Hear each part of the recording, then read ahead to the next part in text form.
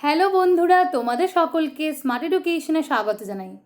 আমরা আলোচনা করছিলাম বায়োজিওগ্রাফির অন্তর্ভুক্ত খুবই গুরুত্বপূর্ণ টপিক মৃত্তিকা থেকে, যেখানে মৃত্তিকার উপাদান, গঠনের প্রক্রিয়া ও নিয়ন্ত্রক সমূহ নিয়ে আলোচনা করেছিলাম। যারা এখনও ভিডিওগুলো দেখোনি তারা এই ভিডিও ডেসক্রিপশন বক্সে এবং আই বাটনে লিঙ্কগুলি দিয়ে দেওয়া রয়েছে, সেখান থেকে দেখে নিও।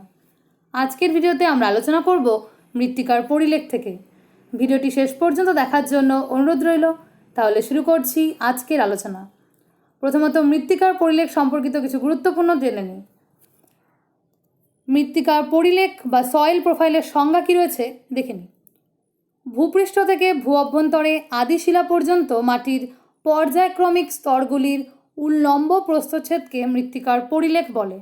অর্থাৎ মৃত্তিকার পরিলেখ হলো বিভিন্ন স্তরের সমষ্টিকে নির্দেশিত করে। আমরা পাশের চিত্রে লক্ষ্য করছি ভূপৃষ্ঠ থেকে ভূ অভ্যন্তরে আদিশিলা পর্যন্ত যে বিভিন্ন স্তরগুলো রয়েছে তার উল্লম্ব প্রস্থচ্ছেদকে মৃত্তিকার পরিলেখ বলা হয়। আর এই পরিলেখ বিভিন্ন স্তরের সমন্বয়ে গঠিত হয়েছে।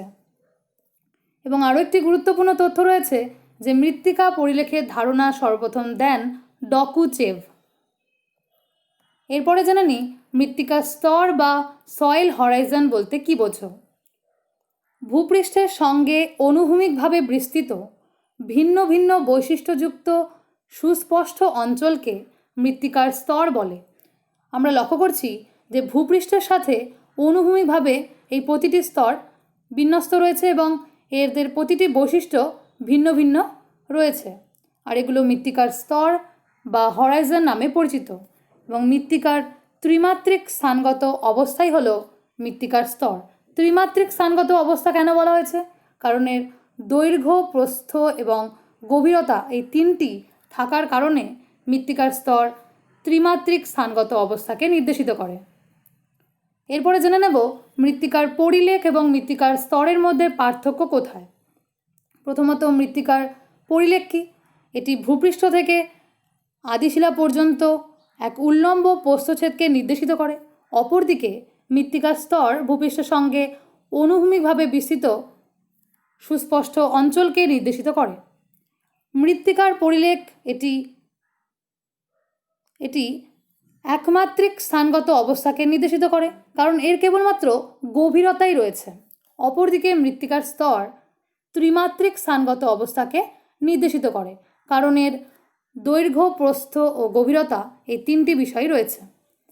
মৃত্তিকার পরিলেখ মিটার দ্বারা প্রকাশ করা হয় এবং মৃত্তিকার স্তরের যে গভীরতা তা কিন্তু সেন্টিমিটার দ্বারা নির্দেশিত হয়। মৃত্তিকার পরিলেখ এটি ও এ বি সি ডি, তাতে আমরা এখানে দেখতে পাচ্ছি যে ও স্তর, এ স্তর, বি, সি, ডি এই সমস্ত স্তরের সমন্বয় একটি একমাত্রিক অবস্থাকে নির্দেশিত করছে। অপরদিকে মৃত্তিকার যে স্তর এগুলি এক একটি পৃথক, অর্থাৎ এখানে ও স্তর রয়েছে, এ স্তর রয়েছে, বি স্তর রয়েছে এবং আলাদা আলাদা বৈশিষ্ট্যযুক্ত রয়েছে। এভাবে আমরা লক্ষ্য করলাম যে মৃত্তিকার পরিলেখ এবং মৃত্তিকার স্তর এদের মধ্যে পার্থক্য কোথায়। এরপরে জেনে নিই মৃত্তিকার আদর্শ পরিলেখ বা সয়েল আইডিয়াল প্রোফাইল বলতে কী বোঝো।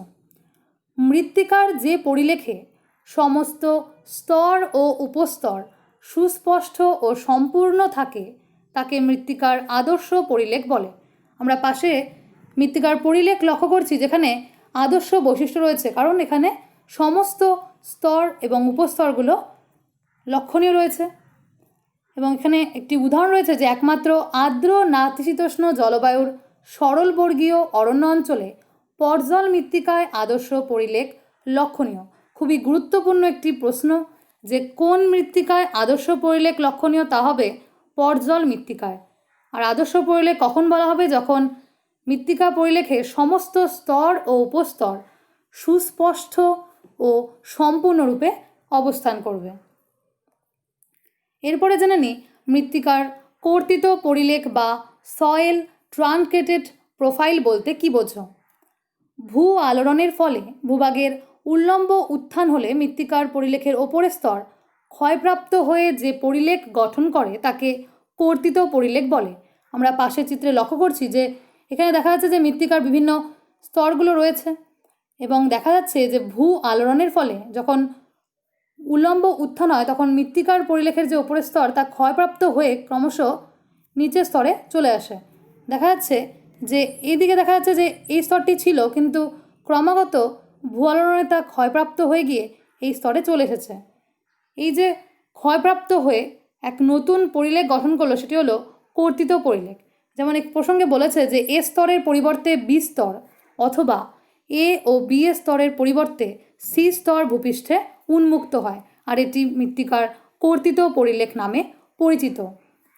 আমরা দেখতে পাচ্ছি যে এখানে এ স্তর ধরে নিলাম, এটা এ স্তর, এটা বি স্তর এবং এটি সি স্তর রয়েছে, এবং যখন ভূ আলোড়ন হলো তখন উল্লম্ব উত্থানের ফলে এ স্তর সম্পূর্ণ পরিবর্তন ঘটে বি স্তর কিন্তু ভূপৃষ্ঠে উন্মুক্ত হয়ে গেল। মানে বি স্তর ভূপৃষ্ঠে উন্মুক্ত হয়েছে, আর এটি মৃত্তিকার কর্তিত পরিলেখ বা ট্রানক্রেটেড প্রোফাইল নামে পরিচিত। এরপরে জেনে নেব আদর্শ মৃত্তিকা পরিলেখের কী স্তর রয়েছে। আদর্শ মৃত্তিকা পরিলেখে প্রধানত 5টি স্তর রয়েছে: ও স্তর, এ স্তর, বি স্তর, সি স্তর এবং ডি স্তর। এই প্রতিটি স্তর এর বৈশিষ্ট্য কী রয়েছে এবং তার উপস্তরগুলো কী রয়েছে তা আমরা আলোচনার মধ্য দিয়ে জানতে পারব। প্রথমত জেনে নিই ও স্তর বা জৈব স্তর বিষয়টি সম্পর্কে। মৃত্তিকা পরিলেখে শীর্ষস্তম জৈব পদার্থ সমৃদ্ধ স্তরকে জৈব স্তর বা ও স্তর বলা হয়েছে। আমরা পাশে মৃত্তিকার পরিলেখে লক্ষ্য করছি যে ও স্তর একেবারে শীর্ষে অবস্থিত রয়েছে এবং এটি জৈব পদার্থ সমৃদ্ধ থাকে, তাই এটি জৈব স্তর নামে পরিচিত। এরপর আমরা ও স্তরের কিছু গুরুত্বপূর্ণ বৈশিষ্ট্য রয়েছে তা আমরা দেখে নিই। প্রথম বৈশিষ্ট্যে বলেছে যে এটি এ স্তরের ঠিক ওপরে অবস্থান করে। আমরা পাশের চিত্রে খুব স্পষ্টভাবেই লক্ষ্য করছি যে এ স্তরের ঠিক ওপরেই এই ও স্তরের বা জৈব স্তরের অবস্থান রয়েছে। এই স্তরটি অবিয়োজিত বা অর্ধবিয়োজিত জৈব পদার্থ দ্বারা গঠিত হয়ে থাকে। এই স্থানে এই ও যে অর্গানিক বা জৈব স্তর রয়েছে এটি কোনো সময় অবিয়োজিত অবস্থায় থাকে বা অর্ধবিয়োজিত অবস্থায় গঠিত হয়। এর পরের বৈশিষ্ট্য বলেছে জৈব পদার্থের আধিক্যের কারণে এটি গাঢ় বাদামি বর্ণের হয়। আমরা মৃত্তিকার পরিলেখের সমস্ত স্তরগুলির মধ্যে লক্ষ্য করছি যে এই ও স্তর যে রয়েছে এটি কিন্তু গাঢ় বাদামি বর্ণের রয়েছে, কারণ এখানে জৈব পদার্থের মাত্রা অধিক থাকার কারণে এই স্তরটি গাঢ় বাদামি বর্ণের হয়ে থাকে। এর পরের বৈশিষ্ট্য বলেছে বনাঞ্চলের মৃত্তিকায় এই ও স্তর লক্ষণীয় হয়, তবে তৃণভূমির মৃত্তিকায় এটি অনুপস্থিত থাকে। এভাবে আমরা ও স্তরের গুরুত্বপূর্ণ তথ্য জেনে নিলাম। এরপরে জেনে নিই ও স্তরের উপস্তর সম্পর্কে, অর্থাৎ কয়টি উপস্তরে এটি বিভক্ত রয়েছে। ও স্তর 2টি উপস্তরে বিভক্ত রয়েছে। একটি হলো এ ডবল ও, যেটি হলো O1 স্তর বা O1 উপস্তর নামে পরিচিত, এবং দ্বিতীয়টি হলো AO বা O2 উপস্তর নামে পরিচিত। এই 2টি উপস্তরের কী বৈশিষ্ট্য রয়েছে তা আমরা জেনে নেব। প্রথমত এ ডবল ও বা O1 এই উপস্তরের কী বৈশিষ্ট্য রয়েছে, এটি মৃত্তিকার সর্বোচ্চ স্তর। লক্ষণীয় আমরা যে ও স্তরের একেবারে ওপরে, অর্থাৎ মৃত্তিকা পরিলেখের একেবারে ওপরের স্তর এটি হলো এ ডবল ও বা O1 উপস্তর। এই উপস্তরে বজ্র পদার্থ অবিয়োজিত অবস্থায় থাকে এবং বনাঞ্চলে এই স্তর এফ স্তর নামে পরিচিত হয়। এভাবে আমরা দেখে নিলাম যে এ ডবল ও বা O1 উপস্তরের কী বৈশিষ্ট্য রয়েছে। এরপরে জেনে নিই AO বা O2 উপস্তর। এই স্তরে কী বৈশিষ্ট্য রয়েছে। এটি এ ডবল ও উপস্তরের ঠিক নিচে অবস্থান করে। কাঁচা জৈব পদার্থগুলি অণুজীব দ্বারা এখানে বিয়োজিত হয়। আমরা এ ডবল ও স্তরে দেখেছিলাম যেখানে অর্ধ বিয়োজিত অবস্থায় রয়েছে, কিন্তু এ ও উপস্তরে দেখতে পাচ্ছি যেখানে কাঁচা জৈব পদার্থগুলো অণুজীবের দ্বারা বিয়োজিত অবস্থায় রয়েছে।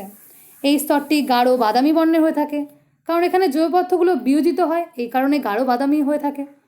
বনাঞ্চলে এই উপস্তর এইচ স্তর নামে পরিচিত। খুব ইম্পর্টেন্স একটি বিষয়, যেখানে আমরা এ ডবল ও যে উপস্তরটি সেখানে জেনেছিলাম যে এটি এফ স্তর নামে পরিচিত।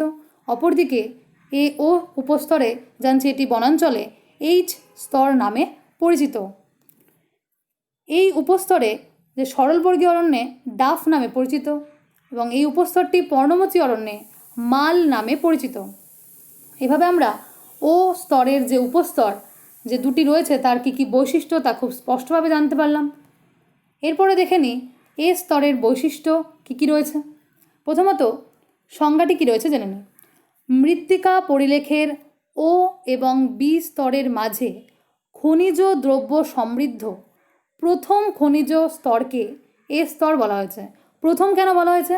কারণ বি স্তর দ্বিতীয় খনিজ সমৃদ্ধ স্তর, তাই এ স্তর হলো প্রথম খনিজ সমৃদ্ধ স্তর, তাই এটি প্রথম খনিজ স্তর হিসেবে অভিহিত করা হয়েছে।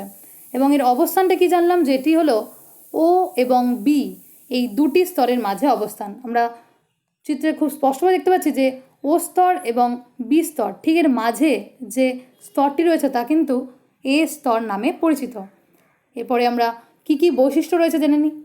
এটি মৃত্তিকা পরিলেখের দ্বিতীয় স্তর, কারণ ও স্তর ছিল প্রথম স্তর, তাই এ স্তর হবে দ্বিতীয় স্তর। এই স্তর থেকে লোহা, অ্যালুমিনিয়াম অক্সাইড মাটিতে প্রবেশ করা বৃষ্টির জলের সঙ্গে দ্রবীভূত বা ভাসমান অবস্থায় এলুভিয়েশন প্রক্রিয়ায় নিচের স্তরে স্থানান্তরিত হয়, তাই এই স্তরকে এলুভিয়াল স্তর বলা হয়। তাই এ স্তর কিন্তু এলুভিয়াল স্তর নামেও পরিচিত, কারণ এখানে এলুভিয়েশন প্রক্রিয়ায় যে মৃত্তিকার উপরিস্থিত যে খনিজ পদার্থ সমৃদ্ধ রয়েছে তা কিন্তু নিচের স্তরে স্থানান্তরিত হয়। এই যে স্তরটি রয়েছে সেখানে খনিজের পরিমাণ হ্রাস পায় বলে এটি অম্লধর্মী হয়ে থাকে। সিলিকা সমৃদ্ধ হওয়ায় মৃত্তিকার রং এখানে ধূসর প্রকৃতির হয়ে থাকে, কারণ এখান থেকে খনিজ পদার্থ ক্রমশ বি স্তরে স্থানান্তরিত হওয়ার কারণে এই স্তর ধূসর প্রকৃতির হয়ে থাকে। এরপরে আমরা জেনে নিই এ স্তরের উপস্তরগুলো কী কী রয়েছে। এ স্তরের উপস্তর তিনটি রয়েছে। কি কি? A1, A2 এবং A3। এই প্রতিটি উপস্তরের কী কী বৈশিষ্ট্য রয়েছে তা আমরা জেনে নেব। প্রথমত A1 যে উপস্তরটি রয়েছে তার কি বৈশিষ্ট্য রয়েছে দেখে নিই। এই উপস্তরে অনিয়তাকার ও সূক্ষ্মভাবে জৈব পদার্থ বিশ্লেষিত হয়ে কি হয়, তা খনিজ পদার্থের সঙ্গে মিশ্রিত হয়ে হিউমাস গঠন করে, তাই এই স্তরকে হিউমিক স্তর নামে অভিহিত করা হয়েছে। তাহলে আমরা কি জানলাম যে এই উপস্তরটির মধ্যে জৈব পদার্থ খনিজ পদার্থের সঙ্গে মিশ্রিত অবস্থায় থাকে এবং হিউমাস গঠন করে, তাই এটি হিউমিক স্তর নামে পরিচিত। এরপরে জেনে নিই A2 উপস্তর সম্পর্কে। এই উপস্তরে এলুভিয়েশন প্রক্রিয়া সবচেয়ে বেশি হয়ে থাকে। খুবই গুরুত্বপূর্ণ একটি বিষয় যে কোন উপস্তরে এই এলুভিয়েশন প্রক্রিয়া সবচেয়ে বেশি কার্যকরী, তা হলো A2 উপস্তর। ফলে কি হয়, খনিজ ও জৈব পদার্থ এই স্তর থেকে অপসৃত হয় এবং বড় দানার সিলিকা ও সামান্য জৈব পদার্থ দ্বারা এই স্তরটি হালকা রঙের হয়ে থাকে। এরপর রয়েছে A3 উপস্তর। এই স্তরে এ এবং বি স্তরের সন্ধি স্তর হিসেবে গণ্য করা হয়, কারণ আমরা লক্ষ্য করছি যে এটি বি স্তর এবং এই বি স্তর এবং এ স্তরের এটি যে এ স্তর তার সন্ধি ক্ষেত্র কিন্তু এই A3 উপস্তর। তবে সব মৃত্তিকায় এই উপস্তর লক্ষণীয় হয় না। এভাবে আমরা এ স্তরের যে উপস্তর তার কী কী বৈশিষ্ট্য রয়েছে তা জেনে নিলাম। এরপরে দেখে নিই বি স্তর সম্পর্কিত কিছু গুরুত্বপূর্ণ তথ্য। প্রথমত এর সংজ্ঞা কী রয়েছে। মৃত্তিকা পরিলেখে এ এবং সি স্তরের মাঝে খনিজ দ্রব্য সমৃদ্ধ দ্বিতীয় খনিজ স্তরকে বি স্তর বলা হয়েছে। আমরা পাশের চিত্রে খুব স্পষ্টভাবে দেখতে পাচ্ছি যে এটি এ স্তর এবং এটি সি স্তর, আর এর ঠিক মাঝেই রয়েছে বি স্তর। এবং এই স্তরে কিছু বৈশিষ্ট্য কী কী রয়েছে। মৃত্তিকা পরিলেখের তৃতীয় স্তর, কারণ ও এবং এ স্তরের পরে বি স্তর হলো মৃত্তিকা পরিলেখের তৃতীয় স্তর। এ স্তর থেকে লোহা, অ্যালুমিনিয়াম অক্সাইড সমৃদ্ধ খনিজ পদার্থ ইলুভিয়েশন প্রক্রিয়ায় বি স্তরে সঞ্চিত হয়ে থাকে, তাই এই স্তরকে ইলুভিয়াল স্তর বলা হয়। আমরা এ স্তরের ক্ষেত্রে জেনেছিলাম এলুভিয়াল স্তর, কিন্তু বি স্তরের ক্ষেত্রে জানছি ইলুভিয়াল স্তর, তাই বি স্তর ইলুভিয়াল স্তর নামে পরিচিত, কারণ এ স্তর থেকে খনিজ পদার্থ সমৃদ্ধ পদার্থগুলো যে রয়েছে তা কিন্তু বি স্তরে এসে সঞ্চিত হয়, তাই এটি ইলুভিয়াল স্তর নামে পরিচিত। এই স্তরে লোহা, অ্যালুমিনিয়াম অক্সাইড, হিউমাস একত্রে জমাট বেঁধে হার্ট প্যান গঠন করে। আর এই হার্ট প্যান পর্জল মৃত্তিকায় লহ করা যায়। পর্জল মৃত্তিকার যে বি স্তর সেখানে এই হার্ট প্যান লহ করা যায়, কারণ এ স্তর থেকে কি হচ্ছে, লোহা, অ্যালুমিনিয়াম অক্সাইড, হিউমাস ইত্যাদি এসে যখন সঞ্চিত হচ্ছে তখন এই স্তরে ক্রমশ জমাটবদ্ধ হয়ে এখানে হার্ট প্যান গঠন করছে।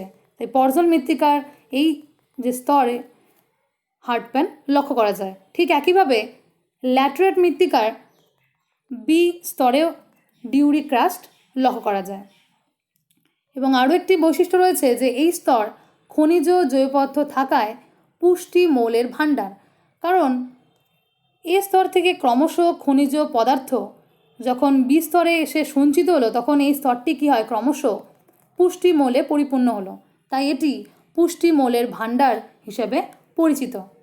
এভাবে আমরা বি স্তরের সংজ্ঞা এবং পাশাপাশি বৈশিষ্ট্যটা জেনে নিলাম। এরপরে দেখে নিই বি স্তরের উপস্তর কী কী রয়েছে। এ স্তরের মতো বি স্তরেও 3টি উপস্তর রয়েছে, B1, B2 এবং B3। এই প্রতিটি উপস্তরের কী কী বৈশিষ্ট্য রয়েছে তা আমরা সংক্ষেপে জেনে নেব। এই উপস্তরটি এ এবং বি স্তরের সন্ধিস্তর। আমরা খুব সহজেই লক্ষ্য করছি যে এটি এ স্তর এবং এটি বি স্তর, তার ঠিক সন্ধি ক্ষেত্র হলো এই B1 উপস্তর। এই স্তরটি লোহা, অ্যালুমিনিয়াম অক্সাইড দ্বারা সমৃদ্ধ থাকে। এভাবে আমরা B1 স্তরের বৈশিষ্ট্যগুলো জানলাম। এরপরে জেনে নিই B2 উপস্তরের কী কী বৈশিষ্ট্য রয়েছে। এই স্তরটিতে ইলুভিয়েশন প্রক্রিয়া সবচেয়ে বেশি কার্যকরী হয় এবং পর্জল মৃত্তিকার এই উপস্তরেই হার্ট প্যান লক্ষ্য করা যায়। তাহলে B2 এই যে উপস্তরটি রয়েছে এখানেই পর্জল মৃত্তিকার হার্ট প্যান লক্ষণীয় হয়। এরপরে দেখে নিই B3 উপস্তরের কী কী বৈশিষ্ট্য রয়েছে। বি এবং সি স্তরের সন্ধিক্ষেত্র খুব সহজেই লক্ষ্য করছি যে এটি সি এবং এটি বি স্তর, এবং এর ঠিক মাঝে যে সন্ধিক্ষেত্র সেটি কিন্তু B3 উপস্তর। এবং এই উপস্তরে টুকরো পাথর কাদা মিশ্রিত অবস্থা থাকে, কারণ সি স্তর এখানে হলো ক্রমশ আবহবিকার ঘটে, তাই খুব কাছেই এর অবস্থান থাকায় B2 স্তরে কাদা এবং পাথরের মিশ্রণ লক্ষণীয় হয়। এভাবে আমরা বি স্তরের যে উপস্তরগুলো রয়েছে তা খুব সহজভাবেই লক্ষ্য করলাম। এরপরে জেনে নিই সি স্তরের সম্পর্কে কিছু গুরুত্বপূর্ণ তথ্য। মৃত্তিকা পরিলেখের নিম্নতম আবহবিকারজাত শিলাচূর্ণ দ্বারা গঠিত খনিজ স্তরকে সি স্তর বলা হয়েছে। এটি হলো আবহবিকারজাত এক স্তর। আমরা লক্ষ্য করছি যে এটি এখানে হলো নিচে যে মূল শিলা রয়েছে তার ঠিক ওপরেই যেখানে আবহবিকার প্রক্রিয়া সক্রিয় রয়েছে এবং এটি সি স্তর নামে পরিচিত। এই স্তরের কী কী বৈশিষ্ট্য রয়েছে জেনে নিই। এটি মৃত্তিকা পরিলেখের চতুর্থ স্তর, ও এ বি এরপরে এই সি স্তর চতুর্থ স্তর রূপে পরিচিত। এই স্তর আংশিক বা সম্পূর্ণ বিচূর্ণীভূত আদিশিলা ও খনিজ কণা দ্বারা গঠিত হয়। এই স্তরে জৈব পদার্থ এবং জীবাণুর অস্তিত্ব থাকে না, ফলস্বরূপ এই স্তরটি হিউমাসবিহীন হালকা রঙের হয়ে থাকে। তাহলে কোন স্তরটি হিউমাসবিহীন হালকা রঙের হয়ে থাকে, সেটি হবে সি স্তর। এখানে যেহেতু অনেকটাই নিচের স্তর এবং এখানে ক্রমশ আবহবিকারজাত পদার্থ চূর্ণবিচূর্ণ হয় এবং সেখানে জীবাণুর অস্তিত্ব না থাকার কারণে এই স্তরটি হিউমাসবিহীন হালকা রঙের হয়ে থাকে। এটি আদিশিলা এবং মৃত্তিকার মধ্যে সংযোগ রক্ষাকারী স্তর। আমরা খুব সহজেই দেখতে পাচ্ছি যে এটি হলো এটি নিচে রয়েছে মূল শিলা এবং এখানে ক্রমশ আবহবিকার হচ্ছে। তাহলে মূল শিলা এবং মৃত্তিকা, এখানে মৃত্তিকা ক্রমশ তৈরি হচ্ছে এবং এখানে হলো মূল শিলা রয়েছে। তাহলে এই যে স্তরটি রয়েছে তা কিন্তু সংযোগ রক্ষা করছে আদিশিলা এবং মৃত্তিকার মধ্যে। এই স্তরে যান্ত্রিক ও রাসায়নিক আবহবিকার প্রক্রিয়া সক্রিয় থাকে এবং এরপরেই এই সি স্তরের পরেই কী হয়, মৃত্তিকার ক্রমশ পরিলেখ বা মৃত্তিকার গঠন কিন্তু শুরু হতে থাকে। এরপরে জেনে নিই সি স্তরের উপস্তর কী কী রয়েছে। সি স্তর 2টি উপস্তরে বিভক্ত রয়েছে, একটি C1 এবং অপরটি হলো C2। C1 উপস্তরটি সম্পূর্ণ বিচূর্ণীভূত শিলাচূর্ণ দ্বারা গঠিত হয়, অপরদিকে C2 যেটি হলো আংশিক বিচূর্ণীভূত শিলা দ্বারা গঠিত হয়। তাহলে আমরা লক্ষ্য করলাম যে সি স্তরের উপস্তরে কী কী বৈশিষ্ট্য রয়েছে এবং আমরা মৃত্তিকা পরিলেখের একেবারে শেষ বা পঞ্চম যে স্তর রয়েছে ডি বা আর স্তর সম্পর্কে জানব। সি স্তরের ঠিক নিচে অবিকৃত আদিশিলা স্তরকে ডি স্তর বা আর স্তর বলা হয়েছে। আমরা লক্ষ্য করছি যে সি স্তরের ঠিক নিচেই এই আর স্তরের অবস্থান রয়েছে এবং এটি অবিকৃত আদিশিলা স্তর নামে পরিচিত। ইউরোপে এই স্তর ডি স্তর নামে পরিচিত, অপরদিকে যুক্তরাষ্ট্রে এটি আর স্তর নামে পরিচিত। তাহলে ডি স্তর বলা হয় ইউরোপে এবং আর স্তর বলা হয় যুক্তরাষ্ট্রে। এবং এইভাবে আমরা মৃত্তিকা পরিলেখের যে পঞ্চম স্তর ডি বা আর স্তর সম্পর্কে জেনে নিলাম এবং আমরা একেবারে শেষ যে আলোচনায় চলে এসেছি, যেখানে কিছু গুরুত্বপূর্ণ তথ্য যে আদর্শ মৃত্তিকা পরিলেখের মধ্যে বিভিন্ন স্তর বিভিন্ন নামে পরিচিত রয়েছে। প্রথমত জেনে নেব যে পৃষ্ঠ মৃত্তিকা স্তর, এটি কোন কোন স্তরকে বলা হয়? এটি ও এবং এ যে স্তর রয়েছে তাকে বলা হয়। এই স্তরে কি হয়, ভূমির ব্যবহার সবচেয়ে বেশি হয়। তৃণভূমি অঞ্চল যদি থাকে তাহলে কিন্তু ও স্তর সেখানে লক্ষ্য করা যায় না, সেখানে এ স্তর লক্ষ্য করা যায় মৃত্তিকা পরিলেখে। তাহলে এই ও এবং এ এই দুটি স্তরেই কিন্তু সবচেয়ে বেশি ভূমির কার্য হয়ে থাকে, আর এই দুটি স্তরেই মৃত্তিকা উর্বর হয়ে থাকে, উৎপাদনশীল হয় এবং ক্ষয়ও বেশি হয়ে থাকে। তাহলে আমরা জেনে নিলাম যে টপ সয়েল বা পৃষ্ঠ মৃত্তিকার স্তর কোনটি, সেটি হলো ও স্তর এবং এ স্তরকে বলা হয়েছে। এরপরে রয়েছে সোলাম স্তর। সোলাম স্তর কাকে বলবো? এ এবং বি এই দুটি স্তরকে সোলাম স্তর বলা হয়েছে। তবে অপরিণত মৃত্তিকায় এই সোলাম স্তর লক্ষ্য করা যায় না। আর এই যে স্তর বা সোলাম স্তর রয়েছে, এখানে শিকড় কী হয়, এখানে উদ্ভিদের যে শিকড় সেখানে কিন্তু বিস্তৃত হয় এবং মৃত্তিকার গঠনের প্রক্রিয়াকে কার্যকরী করে এই সোলাম স্তর অর্থাৎ এ এবং বি স্তর। তাহলে আমরা জেনে নিলাম যে সোলাম স্তর কাকে বলা হয়েছে। সোলাম স্তর এ এবং বি এই দুটি স্তরকে একত্রে সোলাম স্তর বা মৃত্তিকার দেহ বলা হয়। তবে অপরিণত মৃত্তিকায় এই স্তর লক্ষ্য করা যায় না। এরপরে জেনে নিই খনিজ স্তর বিষয়টি কি। এ, বি এবং সি এই তিনটি স্তরকে একত্রে বলা হয়েছে খনিজ স্তর। এই তিনটি স্তরে কি হয়, খনিজ পদার্থ এ, বি এবং সি এই যে তিনটি স্তর রয়েছে, এই তিনটি স্তরেই খনিজ পদার্থ কী হয়, পরিপূর্ণ অবস্থায় থাকে। তাই এই তিনটি স্তরকে একত্রে খনিজ স্তর বা মিনারেল হরাইজন বলা হয়। এবং শেষ আরও একটি জানব স্তর সম্পর্কে, সেটি হলো আন্তঃমৃত্তিকা স্তর বা সাব সয়েল লেয়ার। এটি হলো বি স্তরকে বলা হয়েছে, কারণ এই স্তরটি এ এবং সি, এখানে এ স্তর এবং সি স্তর এর ঠিক মাঝে এর অবস্থান রয়েছে, তাই এটি আন্তঃমৃত্তিকা স্তর নামে পরিচিত। তবে এই স্তরে মানুষের যে কার্যাবলী ঠিক সেভাবে পড়ে না, কারণ ও এবং এ স্তরের মধ্যেই কৃষিকাজ, পশুপালন ইত্যাদি সমস্ত কিছু হয়ে থাকে। তবে বি স্তরে সেখানে কিন্তু মানবিক যে কার্যাবলী সেখানে কিন্তু হয় না। তবে এই স্তরে জল নিকাশির হার কিন্তু বেশি থাকে। তাহলে আমরা খুব ভালোভাবে এই প্রতিটি স্তরের কিছু গুরুত্বপূর্ণ তথ্য জেনে নিলাম। এভাবে আমরা মৃত্তিকা পরিলেখের বিষয়গুলোকে স্পষ্টভাবে ধারণা নিলাম। আজকের ভিডিও এই পর্যন্তই। ধন্যবাদ বন্ধুরা ভিডিওটি দেখার জন্য। পরবর্তী ভিডিওগুলো পেতে স্মার্ট এডুকেশন চ্যানেলকে সাবস্ক্রাইব করো এবং পাশে থাকা বেল আইকনকে হিট করো নতুন নতুন আপডেট পেতে। ভিডিওগুলো ভালো লেগে থাকলে বন্ধুদের কাছে শেয়ার করো এবং চ্যানেলটিকে সাবস্ক্রাইব করো নতুন নতুন ভিডিও পেতে। এবং কেমন লাগলো ভিডিওগুলো তা অবশ্যই কমেন্ট করে জানিও, কারণ তোমাদের প্রতিটি কমেন্ট খুব মূল্যবান এবং ভিডিও বানাতে আরও আগ্রহী করে তোলে। ধন্যবাদ।